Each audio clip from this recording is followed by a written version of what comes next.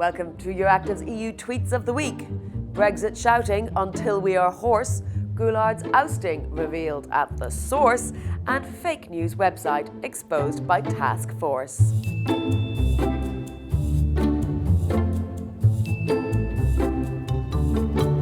This week we are supported by ePure. More about them at the end.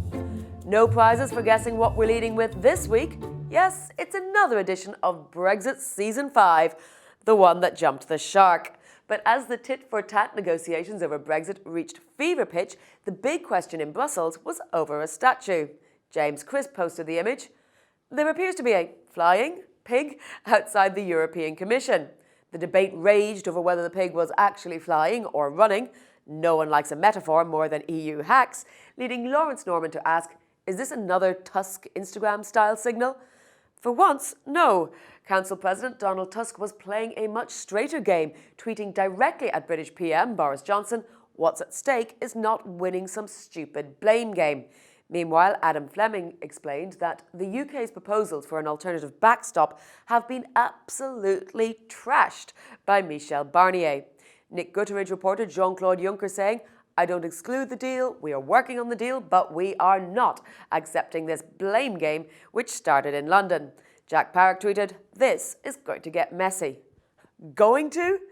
In summary, strap in folks, next week is going to be an absolute roller coaster. Mick Twister always has a way with words. As Brexit descends into farce, our bog paper stocks will get sparse. But when there is none, the Mail and the Sun are handy for wiping one's arse.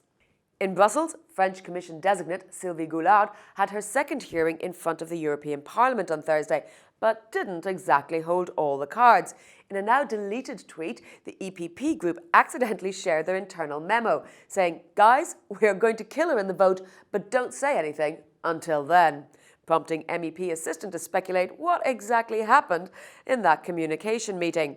Thoughts and prayers to this EPP comms person for including the party's hot take on Goulard in their scream grab, said Charles, and FT correspondent Maureen Khan also sent condolences to EPP group Twitter account. You've had a few good weeks, but it was always going to end in flames. Well, it certainly ended in flames for Goulard, hinting at Macron's role in electing Ursula von der Leyen as Commission President instead of EPP's Manfred Weber. The Parliament magazine asked, is this Manfred's revenge? And Dave Keating speculated, I think the MEPs are going to let her pass with just a few votes in order to humiliate Macron but still allow VDL's commission to start on time. I hope you didn't have any money on that, Dave. Finally this week, beware of fake news. The EU East Stratcom Task Force revealed a news website that doesn't write 99% of its articles, targets decision makers in the EU and misleads about the origin of most of their content. Who's behind it? Russia Today. Jan Mejduk, DG for Communication at the European Parliament, welcomed the warning about EP Today. Being honest about who you represent or not is crucial to have an open democratic debate.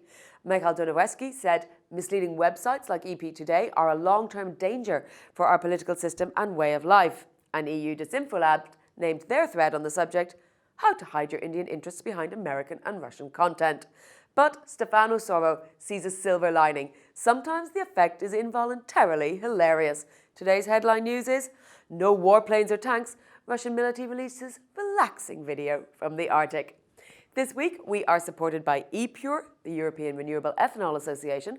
Find out how renewable ethanol is essential to decarbonising EU transport at epure.org. And that's a wrap for another week. Join us again next Friday for all the hot takes, deep fakes and high stakes at the European Council.